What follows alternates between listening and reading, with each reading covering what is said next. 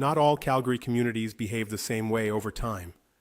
Some communities seem to remain consistently desirable across multiple market cycles, while others experience much bigger swings in pricing, inventory, or buyer activity. After reviewing Calgary MLS sales activity from 2016 through 2025 across several different communities, one pattern really stood out to me. Communities don't all hold value for the same reasons.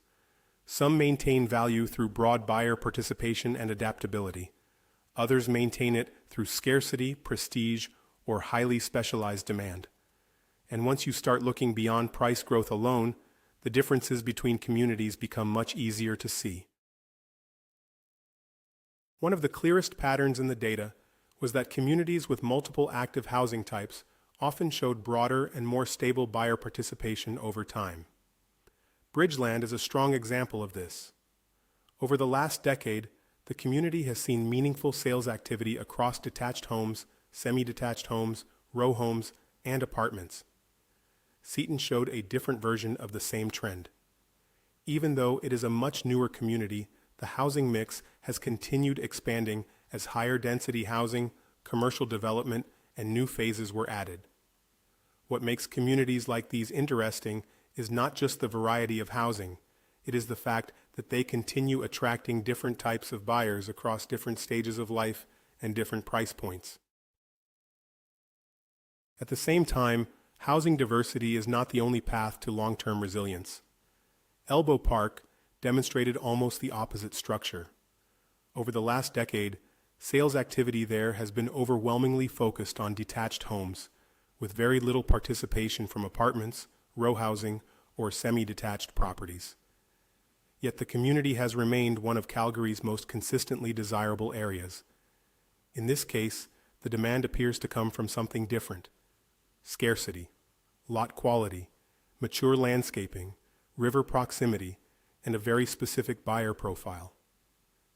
Downtown West End showed another form of concentrated demand entirely, driven primarily by apartment and condominium buyers looking for an urban lifestyle, transit access, and proximity to downtown employment.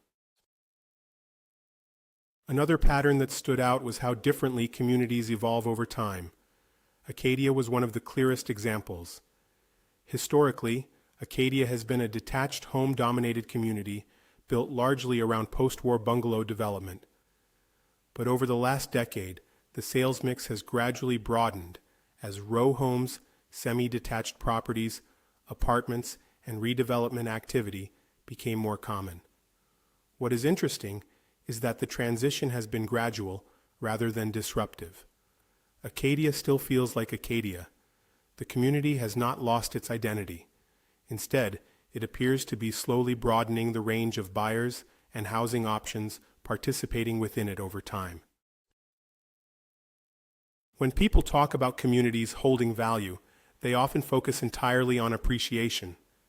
But in practice, resilience can show up in several different ways. Some communities maintain stable resale activity across multiple housing types. Others maintain desirability through prestige, scarcity, or highly concentrated buyer demand. Some adapt gradually as buyer preferences change over time. Others remain remarkably consistent for decades. One of the more interesting findings from the analysis was that communities also showed very different liquidity patterns. In many cases, resilience is less about which community rises the fastest, and more about whether buyers continue showing up across changing market conditions. One of the biggest takeaways from this analysis is that there is no single formula for what makes a Calgary community resilient. Some communities maintain value through flexibility and housing diversity.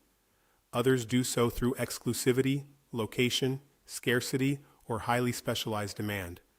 Understanding those differences may matter more than simply focusing on which community appreciated the most in a given year, because communities are not just collections of homes. They are evolving ecosystems shaped by buyer behavior, housing mix, redevelopment patterns, and long-term desirability. If you would like to explore more Calgary community analysis, market insights, or active listings, I will include links below to the full article and additional community pages.